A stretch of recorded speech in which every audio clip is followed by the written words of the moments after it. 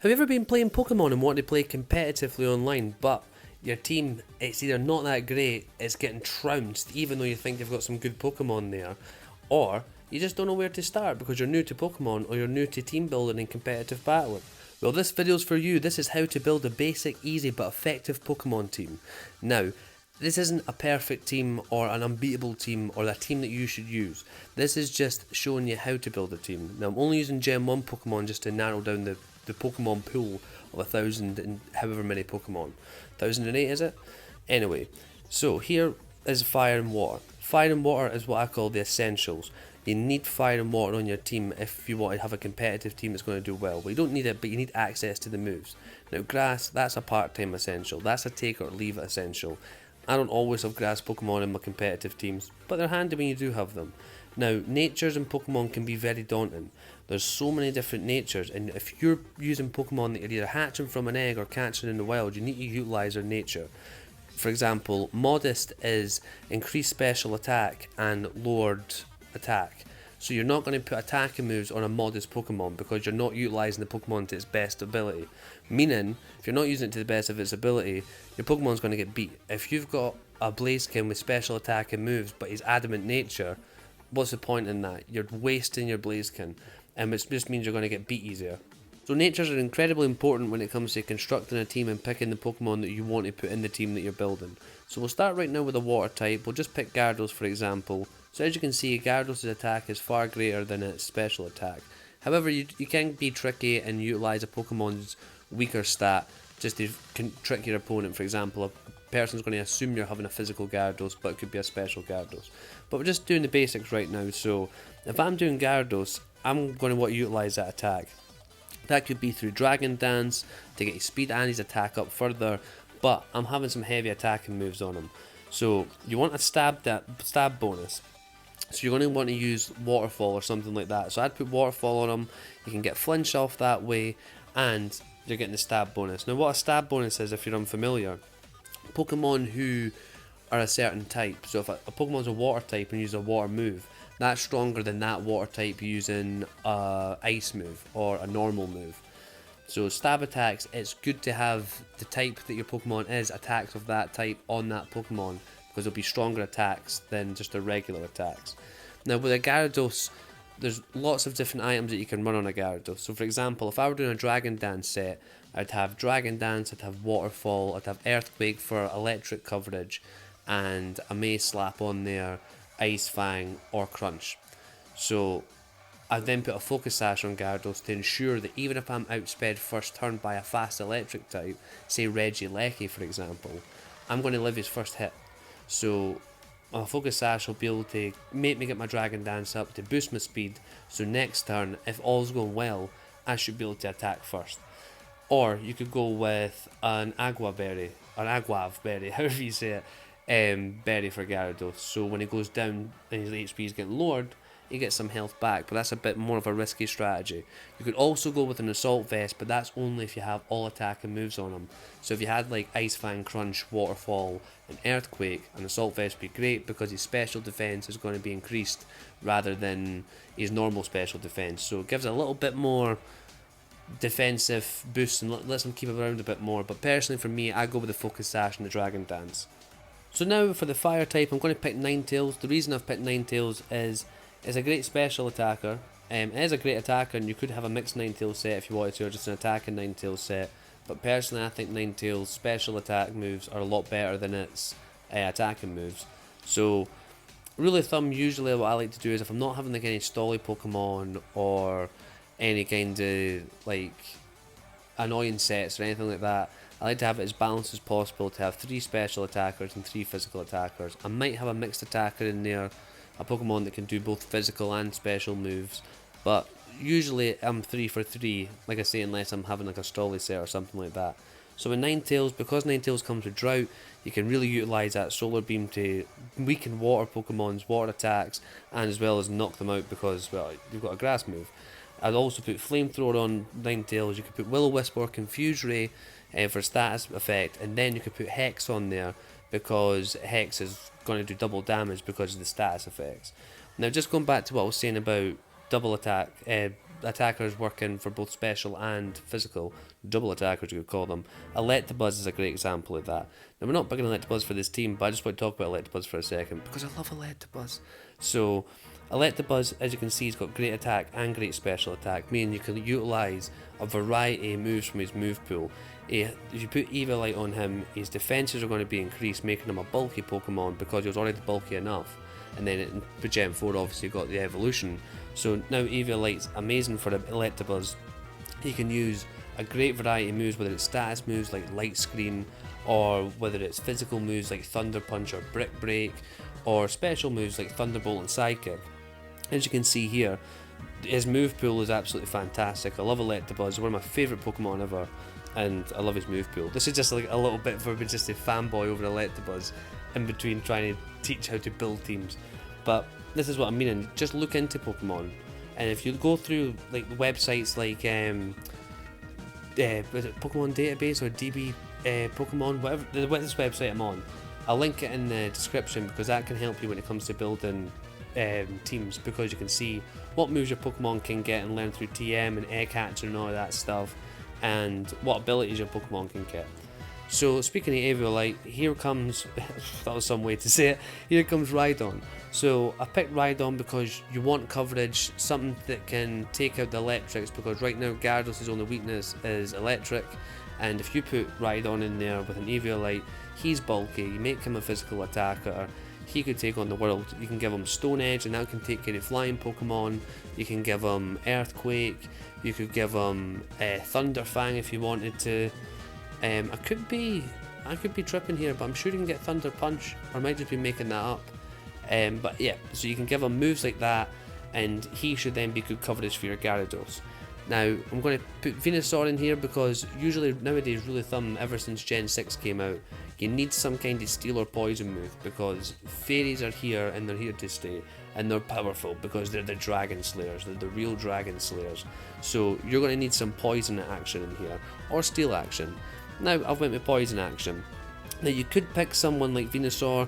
Venusaur's bulky, great stuff, got the grass coverage, could be a physical attacker, could be a special attacker. In this case, I'd use him as a special attacker for the team that we're building up now. We could pick another poison Pokemon like Weezing. Like if you see here, Weezing, excellent defense, great attack, great special attack. You can use anything you want from physical stuff to like Gunk Shot or Flamethrower, Sludge Bomb, Destiny Bond. He's got great move pool.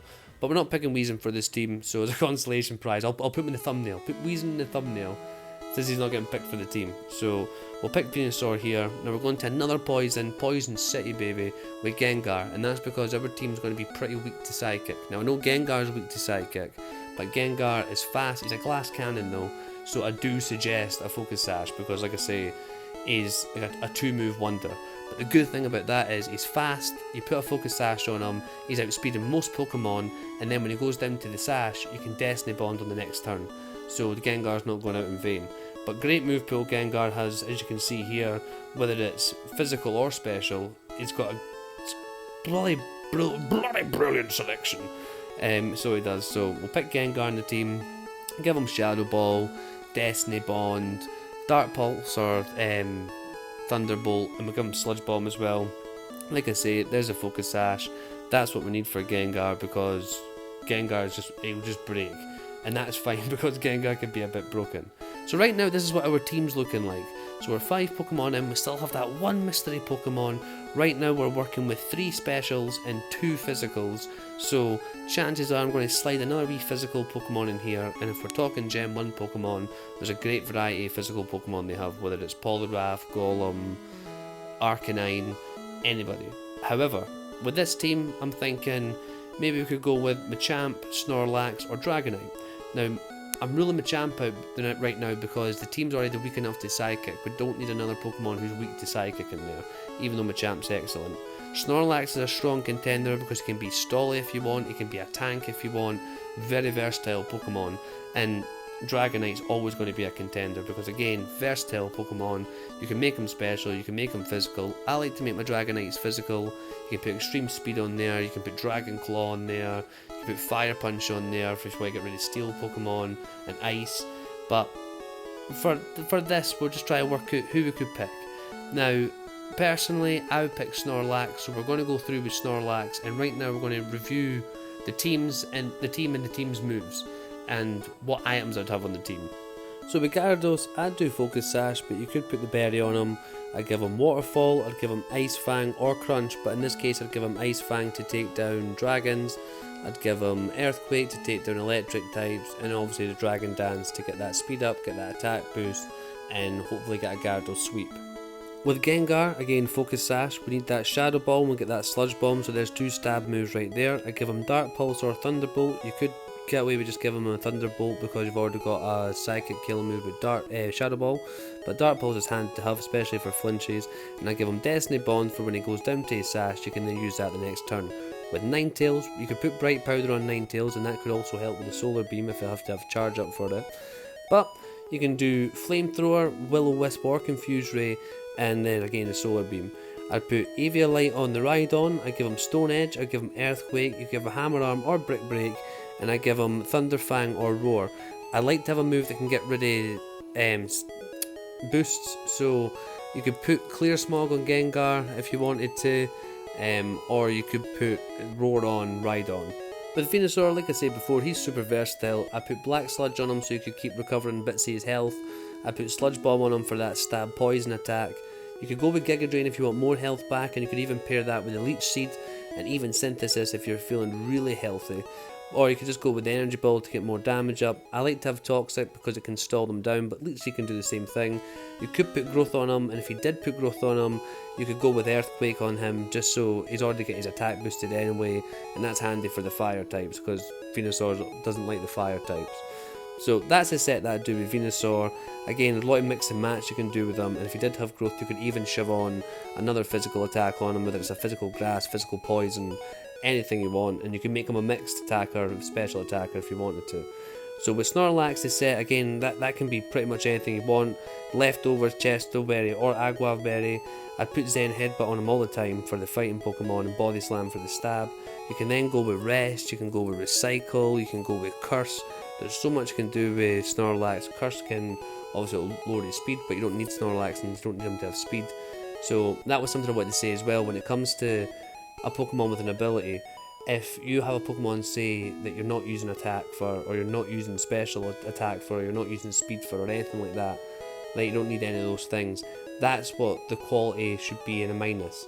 So if you're not using the special attack at all on a Pokemon, it should be whatever the nature of the Pokemon is, that should be at minus if you're not using a special attack. So, oh well, I'm not using special attack, so I'll put them in adamant nature because I don't need special attack and I'd like attack. Or just things like that. Same with Pokemon's abilities. You want to utilise abilities to the best that you can, and you always have to think of your abilities. Don't just be like, well, that Pokemon has the plus abilities, I'll just leave that on him. You can change abilities now in Pokemon with ability capsules and things like that. Utilise the abilities. Gyarados, for example, can have Intimidate, it can have Moxie.